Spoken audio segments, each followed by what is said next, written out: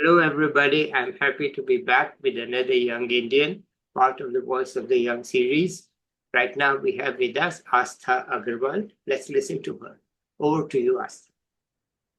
Thank you so much, Subodh, for having me. I think the moment I heard about this idea, you reached out to me.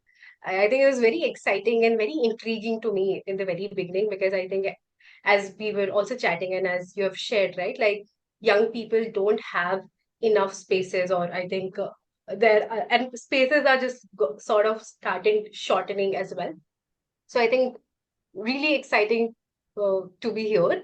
So what I'll do, I'll actually, and I was also thinking what I want to talk about. I have actually broken my entire sharing into three big pieces. One is I definitely want to touch on upbringing because I think that defines a lot about what I am doing currently, what are my values, and then just learnings from how I have grown. Then I'll be talking about my journey. And when I say journey, it's just not with respect to my work, but inner journey as well. So when I talk about inner journey, so in terms of just finding and seeking stillness in a space, or I think just the feeling of service or seva, I've been trying to find those spaces around me, feeling of community. And I think very usually I share with these people, right? Like I went to this space, ESI in Ahmedabad, and where I came across this one quote, which is by Ramakrishna Paramhans ji. He says, "Bahar keval pravas hai, yatra bhitar hai," which means that whatever you're doing externally, it's all like, okay, you're meandering around, but the entire travel, the entire journey is within. And I think this is also something which I am trying to sort of practice in my day to day life. And how can I actually just like internally, how can I actually make my inner within like really strong so that I can also respond to what all is happening outside. I think that there's so much happening currently in the outside world with respect to uh, just like the kind of destruction that's happening. So I think it's very important for one to operate with that level of kindness and love as well. And then I think when I think about outer journey, so one is okay, what is my anchor towards fueling that outer journey? So again, I think these are lines which are very close to my heart, and I'm going to read it out for you. It is by a poet called Sarveshwar Dayal Saxena. He says, and I've picked some lines from his poem, which he says, तुम्हारे साथ रहकर अक्सर मुझे लगा है कि हम असमर्थताओं से नहीं संभावनाओं से गिरे हैं. यानी कि we are like surrounded by opportunities. हर दीवार में द्वार बन सकता है. I mean, just think the poet is talking about how you can actually make like a door inside of any wall. और हर द्वार से पूरा का पूरा पहाड़ गुजर सकता है. So once you can like make a door out of like any wall, and then you can actually ensure that an entire mountain can pass by. So I think I operate with a lot of sense of possibility, and I think it also emerged from what I have been able to do in the past four to 5 years with my experience with Teach for India, and I will deep dive into what all I gained during that experience, and I think even in my current journey as well. And I think then I will sort of deep dive into what I do work wise, in terms of what fuels me, what is my purpose, where do I see myself next, and those things, right? Like, Okay. but I think in terms of just upbringing, um, as you've already rightly mentioned, my name is Asta. I come from Chitrakoot, which is a tier 3, tier 4 town in Madhya Pradesh. And Chitrakoot also has a very unique demographic relevance as well. So I think as I was growing up, I've seen so many different things, right? Like Chitrakoot has one of the biggest eye hospitals. So the school where I was reading was actually under that trust. So again, that kind of exposure where I'm actually continuously seeing that how there are certain good people who have made a decision to sort of pay it forward to give it away. So I think even like early on, I've constantly seen goodness in people. Um, and again, like there is Viklang Vishwavidyalaya where you actually see blind people. So there's an entire university for blind people. And so when we now that I have come to a city and I see terms like inclusivity or diversity, these things, but I think as I was growing up, even in a place like Chitrakoot, I was able to see these things into practice, which actually make my belief like really, really firm that if you are rooted into where you come from, I think it can actually take you a long way ahead. Hmm. So that's about like geography, right? Like, but Hmm. in terms of my family as well, I think I draw a lot of inspiration from and I'm going to primarily talk about one, my grandmother. I learned so much of discipline from her. So she has been waking up like 3 a.m. in the morning since I don't know what, how many, 25, 26 years. She wakes up in the morning, she does her like daily routine, does her parikrama and everything. And I think that kind of discipline where you can actually do one thing consistently daily. And I think earlier I wasn't giving this much, uh, I think I wasn't offering this much gratitude to people around me and in my family. But I think as I'm growing up, I'm realizing that there are certain value systems which I think jane and jane mein, like even like subconsciously or unconsciously, you keep imbibing them. So I think that's there. My father, I think he's tried his hand on multiple different things. He's run multiple business, and I think right now I see those things in myself. Right, like I want to try new things. I explore different things. From global to local. So I've done like a rural immersion program where I was in Kutch, Gujarat for 10 days. And another thing, I was part of this global innovation lab where again there was 1,000 different talents coming from the entire world and then just engaging with them. So I think I also see myself as somebody who can hold conversation with even like from with a community member as well, and then even like be at a global setup and then be that voice as well. So I also, so these are also some certain things which I look out for myself.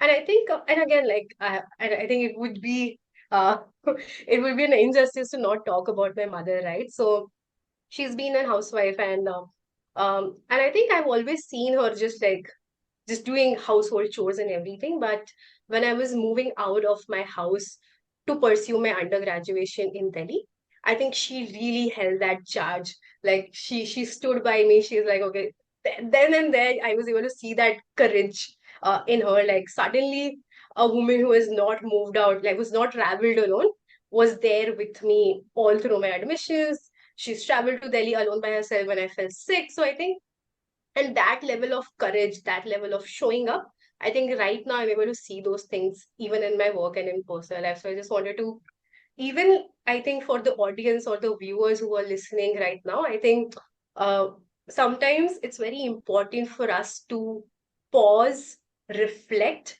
think about, and actually like share these value that people around us actually add up in our lives. And I've just quoted three people which are, but I think even I see my life as I think like there's a like big circle and they're just like different people who have added Hmm. different emotions. I think I think I've written it on LinkedIn as well. I'm like the biggest imitator. I like if I see something nice in you, I'll pick that up and I'll actually imbibe that quality. So I think I'm mix of every good person that I have met around and just learning from others' mistakes as well.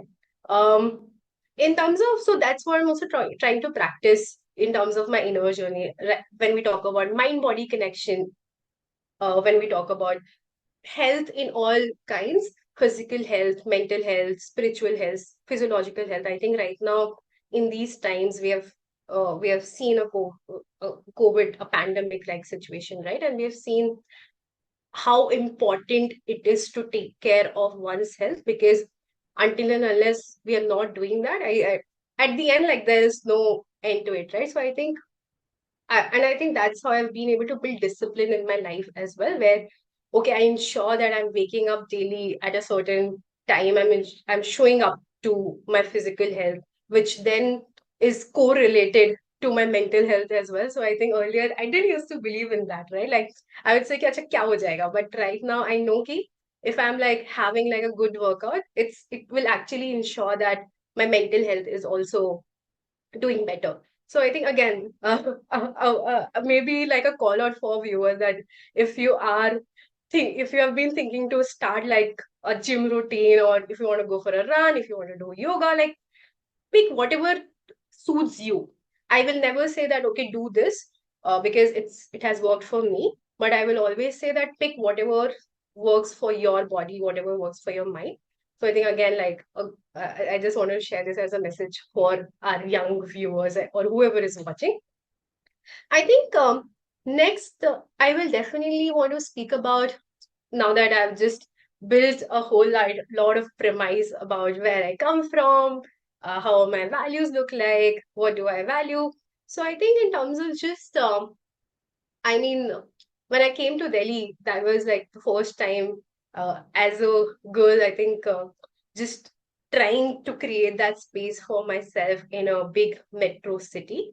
I think I've learned so much just taking those initiatives, just saying, okay, mujhe nahi aata, like I don't know these things, but I will learn.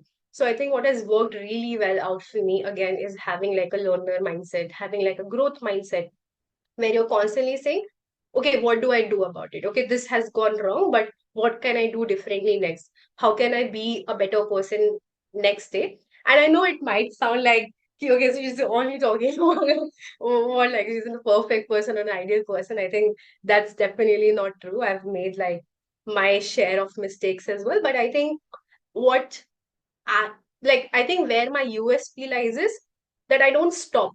Like I recover from setbacks very quickly. So even though I have made a mistake, I'll accept it, and then I'll pass. Like I'll do something good next day. So I think that's what also sets me apart. And I would again urge everybody to sort of, because I think there's just so much to do. And I think we need to keep our patience, we need to keep our calm. We'll make mistakes, but we need to get back on our path and do it again. So I think how Teach for India happened, right? I think that's also one big jump. I think one was just moving to Delhi and understanding different people. Suddenly I was seeing people from city, people knowing different things. And I think even some things like, okay, people discussing Game of Thrones or like 13 Reasons Why. And I'm like, oh my God, what are these shows? What is Netflix? Like, I didn't know all of this exists, right? I would have hardly heard Taylor Swift, like two of Taylor Swift's songs. So I think, and I think I felt important to share it because I think there are just so many people who come out from these towns, small villages, and suddenly they find themselves out of space when they go to these big cities. But I just want to ensure that, like, stay calm, be there, you will make it. And I think that's, and I feel very proud of myself also that I've been able to create that space for myself. And again, it has not happened because of me, but just so hundreds of other people who I've met on my way. So I always want to like keep sharing that gratitude as well. One thing that has also helped me, and I think I would definitely want to mention it before going into deep diving into my experience with Teach for India, is seeing female representation in leadership positions. Honestly, I would feel that earlier, because you try to become what you see next, right? So what was happening with me कि earlier I didn't have any strong role models कि अच्छा मुझे लगता था कि मैं ज्यादा से ज्यादा maybe I'll do this or I can do this, but इससे ज्यादा तो I have not seen like any female like really like achieving like certain heights. I came across Teach for India. Shaheen Mistry was leading it, and I think what a CEO, right? So you suddenly start seeing more female representation. I did certain internships. Again, a lot of female CEOs or just like people at leadership positions. And suddenly I started feeling, oh my God, this is possible. Like if they can reach to that position, even I can do that. Or even I remember like even like looking at like New Zealand's prime minister or just who was openly sharing her values of empathy or love that time. And I was like, oh my God, if a leader at that stature can actually like talk about these things, it is possible. So and I think that's why I also feel that platforms like these are important. Maybe today me speaking here can actually like a girl like out there will feel, okay, if she can do it, she can like, that's why I like to talk about my work. So the other person is feeling there ki, okay, if she can do it, she's come from this place, even I can do so, because that has happened in my case. So I just wanted to place that as well. I think in terms of my work, something that I've always felt deep in my heart is I cannot I cannot just like work. Like it's just not a means of earning money, but what's like within, right? Like earning money is like here, like at the surface level, right? But when I start going deeper into it, what is fueling me? Like what will help me wake up every single day with same energy? So I think that's how I approach work as well. And I think even I remember when I signed up for Teach for India and I was asked this question, okay, why do you want to do the fellowship? And I said, I don't know what breaks my heart yet, या फिर मुझे किस चीज के लिए काम करना है मुझे पता ही नहीं है क्योंकि I don't know anything what's happening around. And that's why I want to learn it. I want to see what are the ground realities. I want to be so I have always seen classroom as a cell. So I was a biology student, so that's how I explain it. Like as in a body, cell is the smallest unit. Where say in the education system or is I think in any setup, classroom is that space which builds, I think, each and everything further on. So that's why I wanted to understand how does that unit functions, how do different stakeholders within that unit functions. And I think and I know you have had multiple Teach for India alums guests as well, so they have spoken plenty about it. But I think it blew my mind as suddenly people were talking about tribes. And suddenly, I felt that there was just so much to learn. We were reading this book on limitless mind, where we were talking about math subject because, and then I was reading about non-violence communication. There were new things, there were challenging things. You will feel like breaking down.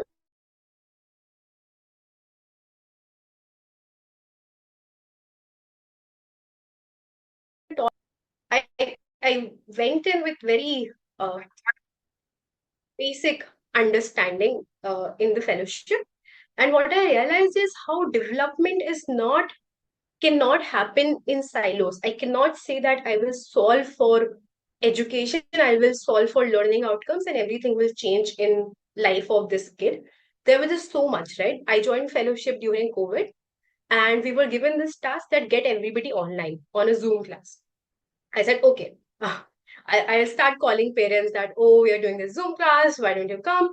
And the first call I make, and the parent who was there on the other line, he tells me that ma'am Zoom class ठीक है उसको side में रखते हैं लेकिन my job has gone, I don't have ration at home, I do like there's nothing left, like what do I do about it, can you help me with that?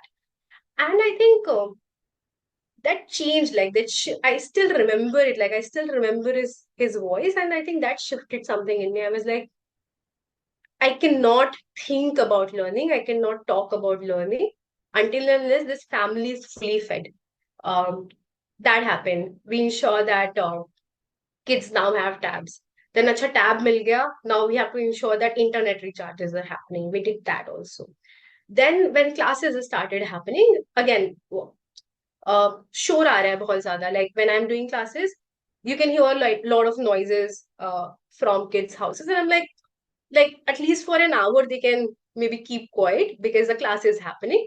And then I went on a community visit, and those houses were like one room house, and I was like, I was such a foolish person to even think ki, oh my god, why are they not like why can't they keep quiet? But when you go there, they're actually like four like in a room, four people are living. वहीं पे खाना बन रहा है, they're cooking there, they're taking a bath there, somebody is sleeping there, mother is doing something there, and it blew my mind again. I was like, wait, what? Like, what is happening? What do I do about it? Like, I as a 20-year-old, I was like, how do I deal with this? Like this is very, very overwhelming. But I think what I realized and what I learned that for development to happen, first you have to ensure proper nutrition is there. Like they have to you have to build that. Well-being is there, safety, they're feeling safe. Once you build these three things, uske baad hi you are able to build the appetite to learn anything. So I think that was my biggest learning, and that's also something I hold very close to my heart because right now I work in an education non-profit, and when we constantly talk about okay, I want to increase student learning outcomes, I go back to thinking, okay, who are we serving?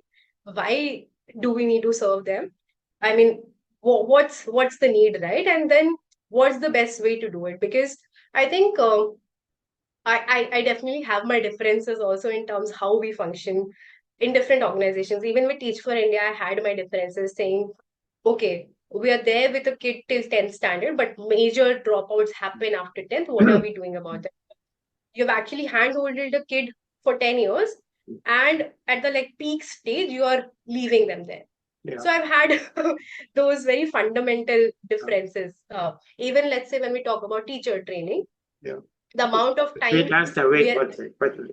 Let me interrupt you here. I think it's a very important point you're making that educational outcomes depend on several other factors, right? And one, of course, has been long recognized in India, and that is the midday lunch.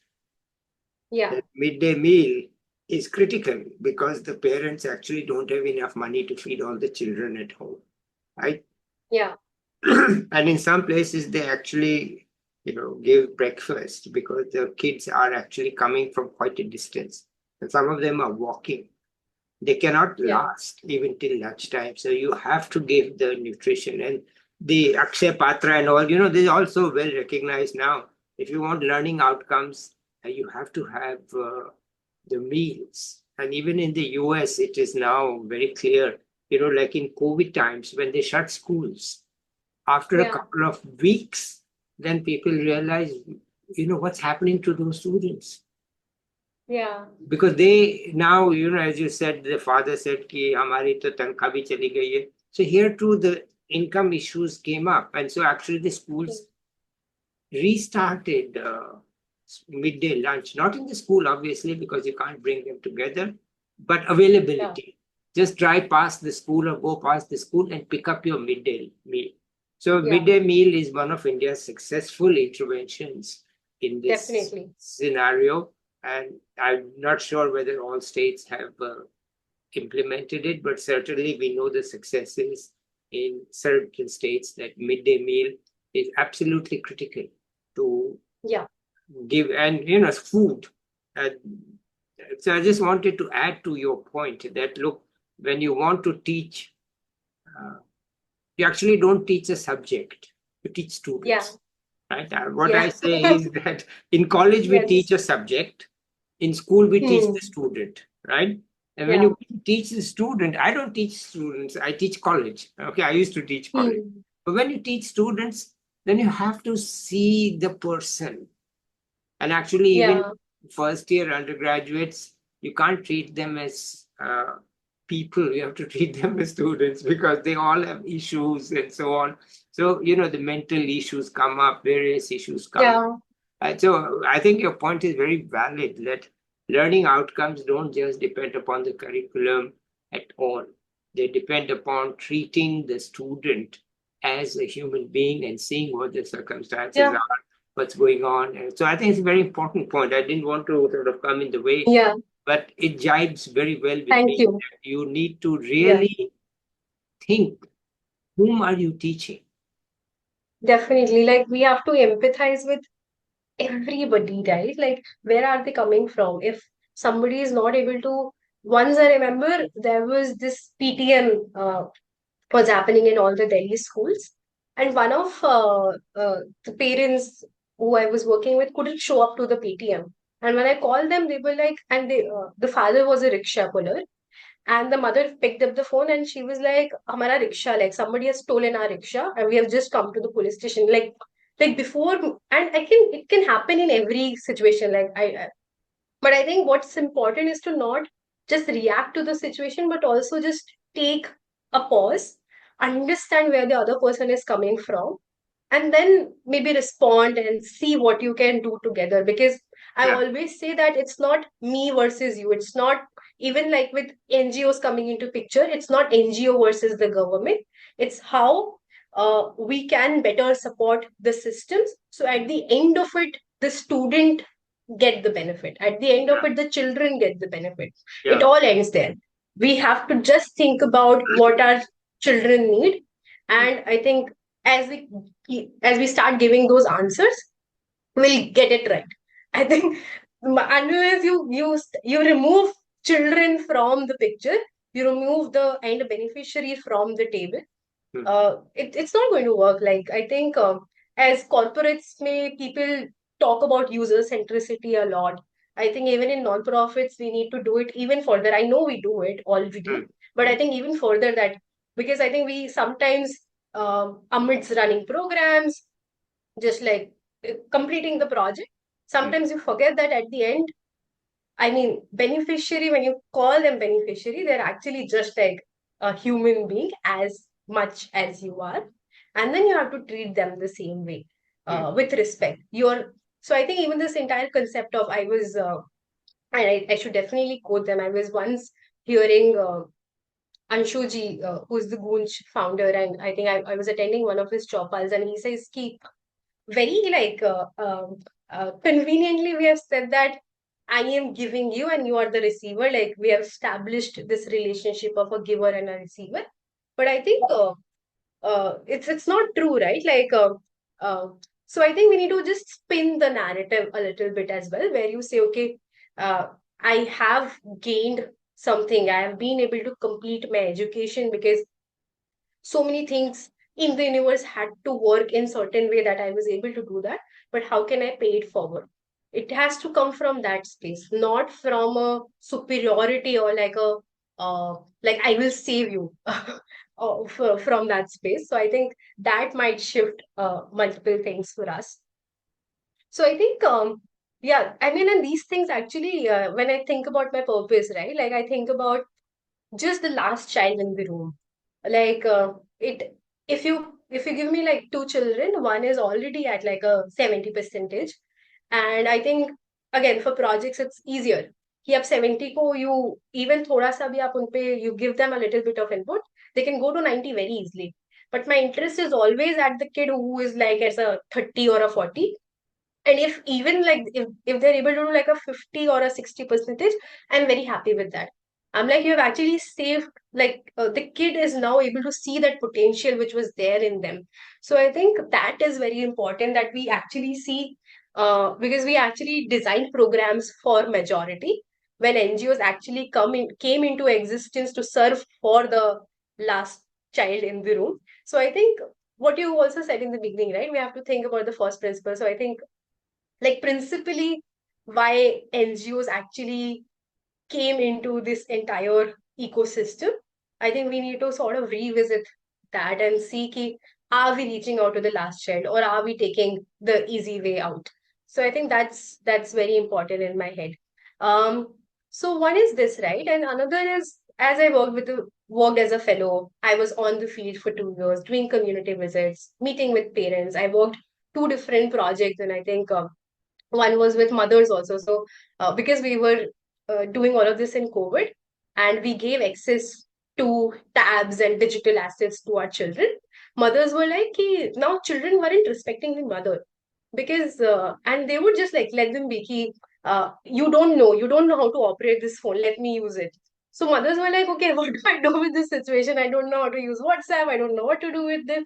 So I actually like worked with some of my co-fellows. We created this project Khoj where we said, okay, and we worked with mothers specifically because one on digital literacy, one on financial literacy, government schemes. We worked on mental health. We did some mental health sessions for mothers to just say ki, if that space, you're able to create that space within that house, and the child is able to see that role model within the mother, that okay, my mother is also capable of certain things, and you need to just shift that system, right? It's all there. We always say it's all there, the potential is within. But if you can like enable that discovery, I think that's where I come in. So I think on very similar lines, after my fellowship, I joined another philanthropy organization where we supported 100 grassroots NGOs pan India. And again, I got to know a lot about how NGO ecosystem is sort of functioning. Because there's a lot of gap also within just democratization of resources as well, right? Maybe just the big NGOs would get all the money. And these are all personal views. Matlab, I'm not quoting any data, but that's how I feel, right? Like if you're there and if you have built your credibility once, I think it's easier to get funds. But what about the smaller NGOs who are trying to build their muscle, who are trying to build their teams, who are really grassroots, who have emerged knowing the problem and they are just struggling to build the right kind of systems and processes. So I think that's very important, and that kind of platform building has to happen. So I think I'm very interested in uh, just bridging these gaps, actually building that platform so that right kind of access to opportunities, to resources can happen for these institutions as well, so that at the end goal is the child. It doesn't end, right? Like at the end goal is the child to reach the last child in the room, to ensure that that child has that access to opportunity. At the end they shouldn't feel ki, okay, because I was born in this one rural geography or one this tribal region, so I never got access to these opportunities. So I think that has to happen. And I think what I also seek a lot is just joy. I was telling this to one of my colleagues that because right now where we are, I feel maybe 10 years down the line, we will be doing the jobs which we don't even know exist. That's what has happened for people if they look one decade back, right? People are doing works in jobs where if you would have asked them 10 years back that, okay, what would you do next? They wouldn't have ever guessed. But right now, with AI, with technology, with everything that's happening around, with globalization, I think what important is it to just be ready, just feel joy, just work on your hard skills, work on your soft skills, understand what drives you. Because if you relate yourself with like one particular job, okay, I do this, I'm just associated with this thing, I think that will break. But if you're very driven by the purpose, right? If I can do this kind of work, and then it can happen anywhere if my cultural alignment is there, if my fit is there, I think that will take people a longer way. And I think again, because the audience would be largely young people. So I did want to sort of place that as well. And I think certain questions that I hold very close to my heart as well. And because I'm just very early in my career, so I think it's very important for me to constantly question my beliefs also. So maybe if you would have done this 3 months back, I would have saying something else. But I think I've learned another new things in like last 3 months, that I'm a different person now. So I think what's important for me is to constantly keep thinking, okay, what is social impact for me? Because I think as I'm also trying to just like see different layers of social impact, and what would it mean for different people. Because I definitely believe that an engineer who is working on some technology is very much doing social impact. I mean, if it's like a good technology and it's going to serve millions of people, right? I cannot. So I think each person has like a space in this big chain, but I think one has to just find where can I contribute my best. What are my skill sets, and then where do I fit in? I think that's the real ball game. So I constantly keep thinking about, okay, what is social impact for me? Where do I feel that I'll be able to add maximum value? Uh, and then like what kind of work is important for me? What do I want to create? So it's never like who do I want to be, but what do I want to create? And these are questions which I used to ask to my third graders as well. So when they were in third grade, they were answering. Once I remember this kid, I asked her like, what do you want to do? Like, what do you want to create when you grow up? And she was like, I want to build a home for my parents. And there's again like a backstory to it. But I think these things, right? And then maybe to just build a home, she will be driven and she will do multiple other things in her life. But at the end, okay, what do I want to create? I think these are certain things which young people need to ask themselves, need to answer. And I think these are the times to explore. I mean, I am very big on just like learning, exploring. I've been on different journeys myself, like spending like different in different ecosystems. So even if like let's say a random workshop is happening, or like some community is meeting, I'll just sign up. I will just go. I will just see, I will shadow what is happening. If it's of my benefit, I will stay. Otherwise, I will just leave peacefully from there. So I think I'm always open to just finding learning and joys and like these pockets of wisdom wherever I can like get it from. So I think that is very important, just being open to listening, being open to feedback. One thing that I think in the past 1 year, which I have struggled with, uh, is just thinking about how power and politics play out in different dynamics of life, not just work, right? And I think what I have come to realize is, because I've heard it from my a couple of my juniors as well, and कि अच्छा मैंने I didn't do this, I didn't go this way because I thought there'll be a lot of politics here. I have